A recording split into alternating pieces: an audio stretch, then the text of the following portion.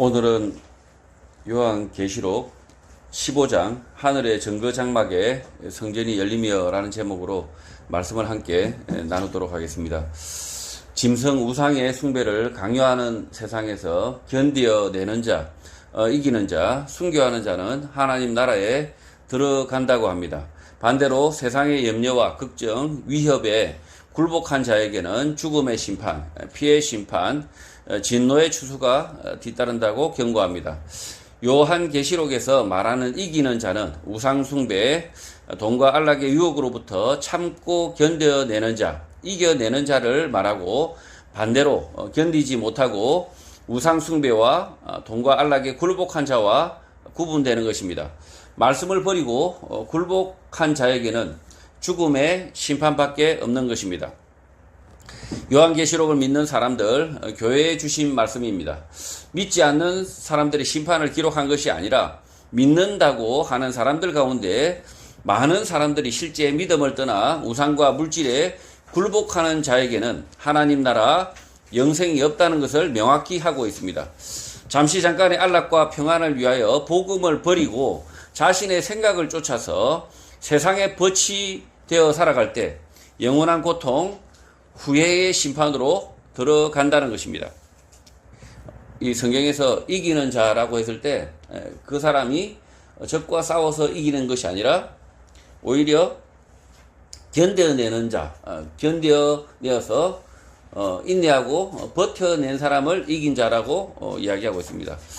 세상의 유혹 속에서, 그리고 세상의 거짓말 속에서 굴복하지 않고 진리로 살아내는 사람, 그 사람을 이긴 자라고 이야기하고 있다는 거죠. 1절, 또 하늘에 크고 이상한 다른 이적을 보매 일곱 천사가 일곱 재앙을 가졌으니 곧 마지막 재앙이라 하나님의 진노가 이것으로 마친다고 합니다. 개역 개정 성경에서 재앙으로 번역하고 있는 헬라어 단어는 플레게, 상처, 상해, 때리는 것을 말합니다. 또 마지막으로 번역하고 있는 단어의 헬라어 단어는 에스카토스, 극심한, 강렬한, 최후의 라는 뜻을 가진 단어입니다. 재앙의 우리말 뜻은 뜻하지 아니하게 생긴 불행한 병고 또는 천재지변으로 인한 불행한 사고를 말하는 것으로 하나님의 계획된 심판, 마지막 심판과는 어울리지 않습니다. 따라서 마지막 재앙의 바른 뜻은 하나님의 마지막 강력한 일격, 심판으로 보는 것이 맞습니다. 지금 요한계시록의 그 번역을 개역 개정 성경에서는 재앙으로 번역하고 있는데 재앙이 아니라 실제로는 심판으로 번역하는 게 더 맞다는 거죠. 재앙은 우연히 닥치는 어떤 재난이지만 심판은 하나님께서 예정하신, 계획하신 심판이라는 거죠. 사도 요한은 하늘에서 크고 놀라운 다른 신호, 상징, 사인을 보았다고 합니다.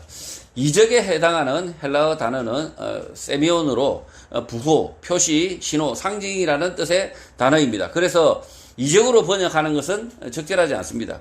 사도 요한의 종말론은 시한부 종말론이 아니고 미래 종말론도 아니고 현재 종말론으로서 실제적인, 현재적인 하나님의 심판, 종말의 신호, 상징, 사인, 시그널로 보았다고 말하는 것입니다. 사도 요한이 깨달은 것은 하나님의 심판이 미래가 아니라 늘 현재적이었다라는 사실입니다. 일곱 천사는 하나님의 심판에 대한 7개의 표시, 신호, 사인을 가지고 있다고 말합니다. 7개의 신호, 사인, 상징을 7 천사들이 가지고 있는데 그 이유는 하나님의 진노, 헬라어 티모스, 분노, 진노가 이미 그들에게 이루어졌기 때문이라고 말합니다. 사도 요한이 본 하나님의 심판에 대한 7개의 신호, 사인은 이미 끝난 사건을 보여준다는 것입니다. 개역 개정 성경에서 이 구절을 7 재앙으로 번역한 이유는 이 구절의 뜻을 미래에 일어날 일, 아직 일어나지 않은 일로 오해했기 때문으로 보입니다. 그러나 이 구절 내에 이것으로 마치리로다에 해당하는 헬라어 단어는 텔레오, 채우다, 완성하다, 성취하다, 완료하다는 뜻의 단어를 사용하고 있어서 미래에 일어날 종말, 심판이 전혀 아닌 것입니다. 미래에 일어날 심판, 종말이었다면 사도 요한은 크게 놀라워하지 않았을 것입니다. 사도 요한은 이미 하나님의 마지막 심판은 당연히 믿고 있는 사도였기 때문에 놀라워할 필요가 없는 것입니다. 사도 요한이 놀라워하는 것은 하나님의 분노, 종말, 심판이 이미 임했다는 사실에 대하여 놀라워하는 것입니다. 지금 이 요한계시록의 15장의 이 말씀을 자세히 들여다보면 미래에 일어나는 심판이 아니라 지금 이 로마 황제의 이 폭압 속에서 사도 요한은 하나님의 심판을 보고 있다는 거죠. 그 로마 치하에서 이렇게 성도들에 대한 핍박이 일어나고 있음에도 불구하고 그 핍박이 일어나고 있는 그 상황 속에서도 하나님의 심판은 임하고 있었다라는 사실을 사도 요한이 자각을 한 겁니다. 자각을 해서 그래서 사도 요한이 놀라워했다라고 기록하고 있다는 거죠. 사도 요한은 당연히 하나님의 심판 종말을 믿는 사람입니다. 그런데 왜 사도 요한이 이 요한계시록 15장에서 놀라워하느냐? 하나님의 심판이 실제는 지금 임하고 있었다는 거죠. 전쟁이나 범죄 액션 영화를 보면 주인공이 범죄자의 손에 고리 같은 것을 넘겨줍니다. 이 고리를 건네받은 사람은 이 고리가 무엇을 의미하는지 처음에는 몰라서 어리둥절하다가 이내 이 고리가 무엇을 뜻하는지 알고 놀라서 혼비백산합니다. 주인공이 건네준 것은 수류탄의 안전핀, 안전클립입니다. 이것은 수류탄의 안전핀이 뽑혔다는 의미이고 수초 후에 즉시 이 수류탄이 폭발이 일어난다는 것입니다. 일곱 천사가 가지고 있는 7개의 신호, 상징 표시는 하나님의 심판, 분노가 지금 일어나고 있다는 것을 의미하는 것입니다. 지금 이 영화에 보면 주인공이 뭘 하나 썩 건네줍니다. 건네주는데 악당에게 건네주죠. 그럼 악당이 뭔가를 봤는데 처음에는 자각을 못하죠. 이게 뭐지 하다가 이것이 아주 수리탄의 안전핀 클립이라는 사실을 알고 깜짝 놀라게 되죠. 그리고 수초 후에 폭발이 일어납니다. 지금 요한계시록에서 기록하고 있는 이 7개의 하나님의 표시, 이 7개의 천사들에게 주신 이 하나님의 진노의 표시는 곧 뭡니까? 하나님의 심판이 지금이라는 겁니다. 지금. 자, 그래서 지금 이 요한계시록의 말씀을 미래에 일어나는 심판은 아주 먼 곳으로 생각하는 잘못된 신앙을 가지면 안 된다는 거죠. 예수님도 늘 항상 심판은 하나님의 심판은 늘 현재적으로 말씀하셨어요. 늘 현재적으로 말씀하셨는데 그것을 기억을 하지 못한다. 그걸 자각을 하지 못했다는 거죠. 그러나 지금 사도 요한이 지금 이 환상 가운데서 요한계시록 15장의 말씀을 기록하면서 이 말씀의 뜻을 아주 절절하게 인식하고 있다는 거예요. 2절, 또 내가 보니 불이 섞인 유리바다 같은 것이 있고 짐승과 그의 우상과 그의 이름의 수를 이기고 벗어난 자들이 유리바닷가에 서서 하나님의 금은고를 가지고 있다고 합니다. 불이 섞인 유리바다는 매우 대조적인 현상입니다. 파도가 치지 않은 평온한 바다가 유리바다인데 거기에 불이 섞이고 있다고 설명하는 것입니다. 1세기 당시 베수비오 화산이 폭발할 당시 용암이 흘러내려 바다에 닿을 당시 나폴리 앞바다에 파도가 없었다면, 잔잔했다면 이런 모습일 수 있습니다.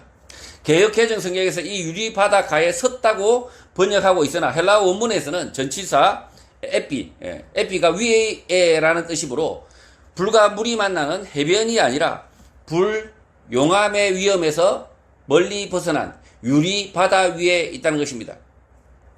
유리바다 위에 하나님의 금문고를 가지고 있는 사람들이 있는데 짐승과 그의 우상, 이미지와 그의 표시, 그의 이름의 숫자를 상대로 승리한 사람들이라고 합니다. 잠깐의 고난, 핍박, 위협에 굴복하지 않고 믿음으로 승리한 사람들이란 것입니다. 사도 요한은 핍박이 있는 1세기 당시 현재 상황을 환상 가운데 성도의 구원, 승리로 인식하게 된 것입니다. 기존 현실 인식과는 전혀 반대되는 상황, 인식을 하게 된 것입니다. 이 유리바다가 있는데 그 유리바다의 해변에서는 뜨거운 용암이 이 육지에서 바다로 흘러 들어오고 있으나 그러나 이 바다의 한가운데에 있는 이 성도들은 안전하다는 거죠. 지금 1세기 당시에 심지어 성도들을 잡아가서 이 콜로세움에서 짐승에게 먹이로 찢어 죽이고 있는 이 상황 속에서도 사도 요한에게 보여주신 이 환상에서 오히려 성도가 승리하고 있다, 안전하다라고 지금 말씀해주고 있다는 거죠. 용암이 흘러내리는 모습은 사진으로 보시면 압니다. 그 용암의 뜨거운 열기가 멀리서 지켜만 봐도 느껴지기 때문입니다. 3절 하나님의 종 모세의 노래 어린 양의 노래를 불러 이르되 주 하나님 고 전능하신 이시여 하시는 일이 크고 놀라우시도다. 만국의 왕이시여 주의 길이 의롭고 참되다고 합니다. 불 용암의 위협에서 벗어난 그들은 하나님의 종 모세의 노래 어린 양의 노래를 불렀다고 합니다. 노래의 내용은 주 하나님 전능하신 하나님께서 하시는 일이 크고 놀랍다는 것입니다.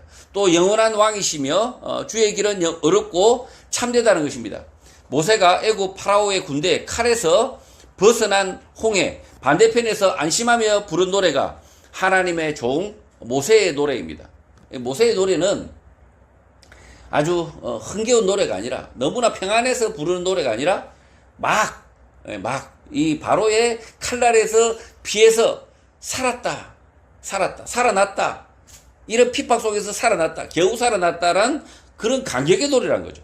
마찬가지 1세기 교회 성도들이 로마 황제의 핍박과 살해 위협을 벗어나 안심하며 찬양하며 부른 노래가 어린 양의 노래인 것입니다.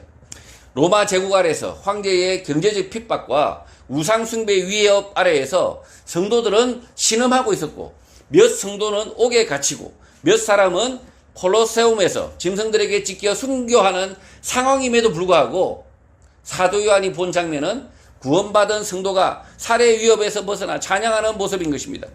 땅에서 불, 용암이 흘러내리는 최악의 상황임에도 유리 바다 위에서 선 성도들은 안전했다라는 것입니다.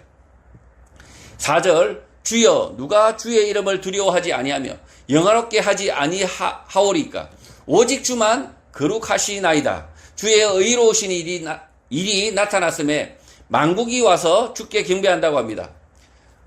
주여 오직 주만이 거룩하시기 때문에 누가 주의 이름을 두려워하지 않을 수 있고 누가 주의 이름을 영광스럽게 하지 않을 수 있겠습니까? 라고 찬양을 합니다.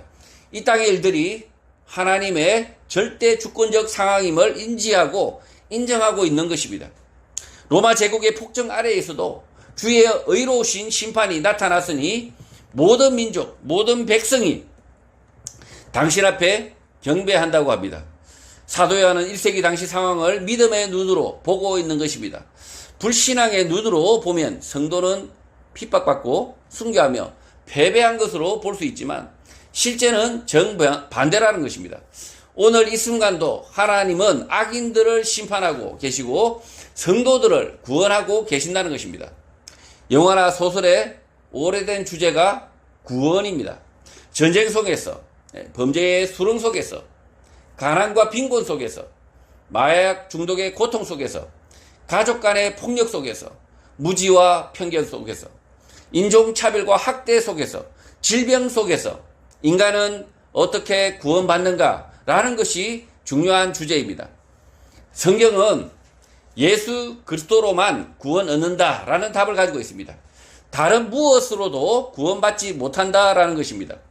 특히 가난의 수렁 속에서 사람은 어떻게 구원받는가라는 문제를 다룬 영화, 소설 속에서 오답들이 많습니다. 사람의 노력, 의지, 아이디어, 행운 등으로 답을 제시하지만 오답입니다. 영화에서는 영화 속 주인공이 거대한 기업, 돈을 가진 채로 이야기를 끝내지만 영화의 끝은 항상 큰 돈을 벌어서 끝이 나죠. 실제는 그게 다가 아닙니다. 애플의 스티브 잡스는 애플이 전성기를 구가하던 2011년 10월 5일 췌장암으로 56세의 나이로 사망합니다. 스티브 잡스는 돈으로부터 구원받았을지 모르지만 질병으로부터는 구원받지 못한 것입니다. 인간은 무엇으로 구원을 얻는가라는 질문에 대한 성도의 답은 예수 그리스도입니다. 질병이 가져오는 죽음을 이겨내야 하는데 죽음을 이기신 부활하신 예수 그리스도를 먼저 바라봐야 하는 것입니다. 엉뚱하게 진료니 치료니 대체의학이니 식이요법이니 하는 것을 해결 방법이라고 믿고 매달린다면 결국 패배자가 되고 죽음 앞에 굴복하게 되는 것입니다. 인간은 무엇으로 구원을 얻는가에 대한 답은 한 가지, 예수 그리스도밖에 없습니다. 우리가 이제 질병을 가졌을 때 우리가 그 질병에 대해서도 고민도 해야겠지만 무엇보다도 우리가 이 문제의 해결책은 무엇이냐라는 사실을 깨달아야 된다는 거죠. 예수 그리스도가 우리의 구원자라는 확신을 가지고 그리고 나서 이 의학이라든지 뭐 치료라든지 이런 것을 봐야지, 예수 그리스도를 보지 않고 질병을 다스리겠다, 헛수고라는 거죠. 헛수고다. 그 질병을 뭐합니까? 예수 그리스도를 바라보지 못하면, 이 예수 그리스도를 바라보지 못하고 그 질병을 낫겠다고 밤낮 고민하는 것 아무 의미 없다는 거죠. 5절, 또 이 일 후에 내가 보니 하늘의 증거 장막에 성전이 열렸다고 합니다. 개역개정 성경에서 증거에 해당하는 헬라어 단어는 마르티리온, 증언, 증거, 입증, 증명, 순교라는 뜻을 가지고 있습니다. 영어로는 testimony로 번역되는데 증명하다, testify, 증언하다라는 동사가 어원입니다.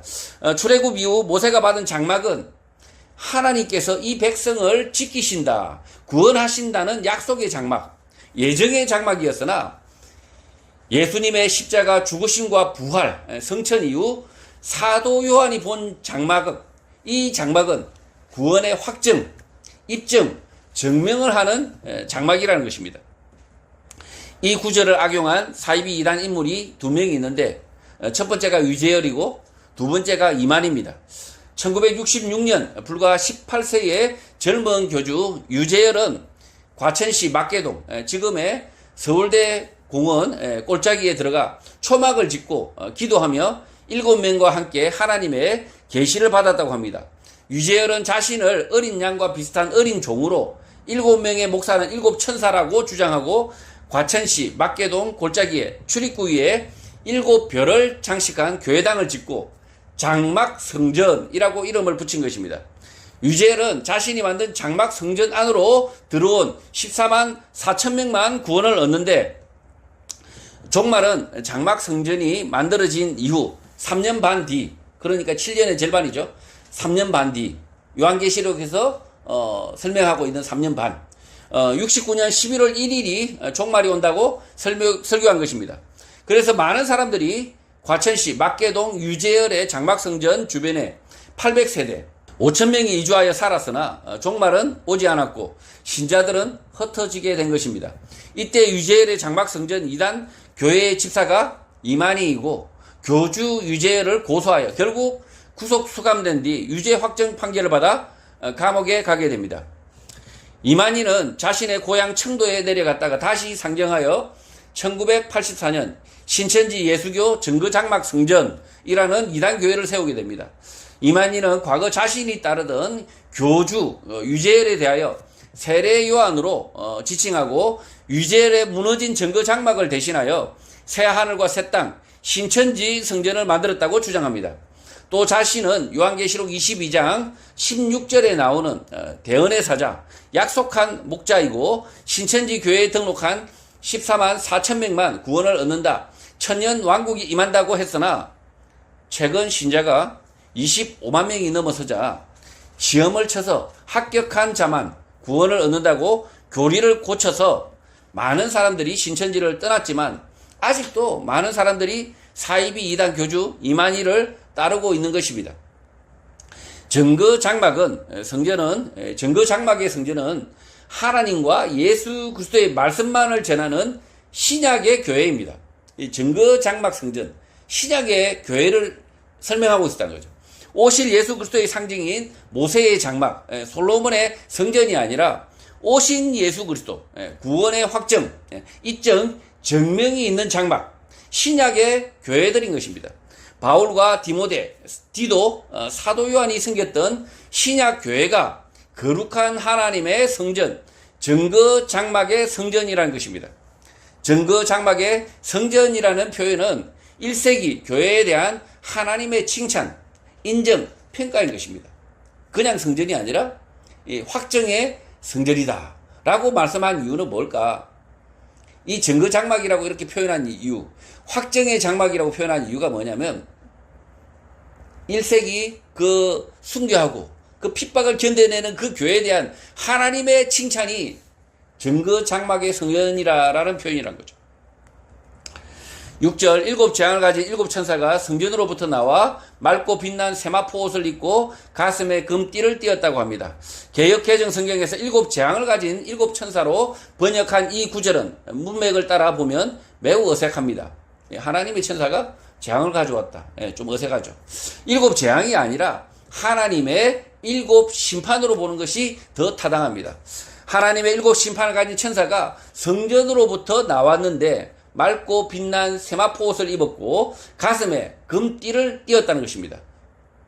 이 금띠를 띠었다는 것, 심부름꾼이 빛난 세마포 옷, 가슴에 금띠를 띠었다는 것을 보면 보내신 이가 누구인지 짐작을 하라는 것입니다. 이 심부름꾼이 왔는데 금띠를 띠고 있습니다. 아주 비싼 차를 타고 왔습니다. 그러면 보낸 사람이 누구겠습니까? 영광스러운 하나님이시란 거죠. 7절 네 생물 중에 하나가 영원토록 살아계신 하나님의 진노를 가득히 담은 금대접 7을 그 일곱 천사들에게 주었다고 합니다. 하나님의 진노를 가득 담은 금대접 7을 일곱 천사들에게 주었다. 일곱 심판을 주셨다는 것입니다. 하나님의 진노를 담았다는 거죠. 하나님의 진노를 담았다. 심판을 담았다. 악에 대하여, 불의에 대하여 하나님의 진노, 심판이 반드시 있다는 것이고 영원토록 살아계신 하나님께서 네 생물 중에 하나를 통하여 주신 것이다 라고 강조하고 있는 것입니다. 오늘 시대에도 악에 대한 심판, 불의에 대한 심판이 없다고 믿는 사람들이 있습니다. 심지어 성도라는 사람들도 악에 대한 심판, 불의에 대한 심판이 더디다, 없다, 중간중간 없는 것 같다, 계속되지 않는다, 영원하지 않다는 불신앙의 말들을 합니다. 거짓말입니다. 하나님은 어디에 계신가라는 질문은 잘못된 질문이고 어리석은 질문이라는 것입니다. 영원토록 살아계신 하나님께서 일곱 대접 가득 하나님의 진노를 담아 심판을 하신다는 것입니다.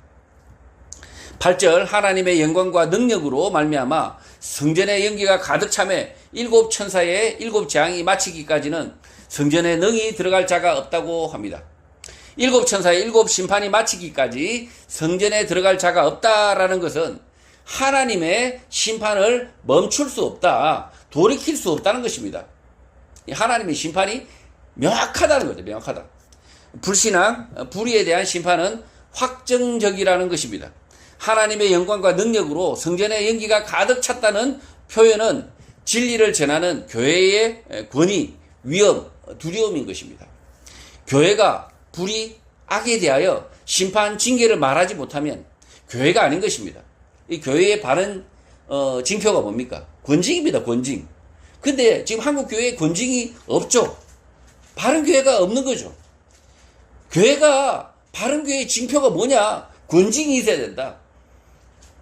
교회는 말씀에 대한 말씀 진리에 대한 권위로 하나님의 심판, 거짓말과 불의와 악행에 대해서 말을 해야 된다는 거예요. 지적을 해야 된다는 거죠. 교회가 이 악행에 대해서, 이 우리 사회에 대한 악행에 대해서 지적하지 못하면 죽은 교회다. 하나님의 교회가 아니라는 거예요. 성도 여러분, 예수님의 말씀 위에 선 교회는 하나님의 증거 장막이고 동시에 심판의 연기가 가득 찬 성전입니다.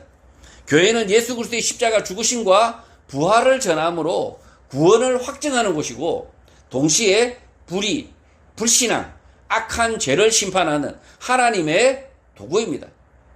이 악행을 지적하는 하나님의 도구라는 거죠.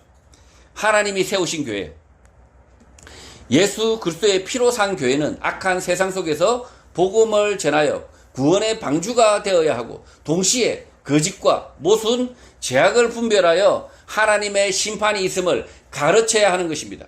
그래서 한 사람이라도 구원 얻는 사람, 심판을 떠나 영생으로 옮기는 복된 교회가 되시기를 주님의 이름으로 축복합니다.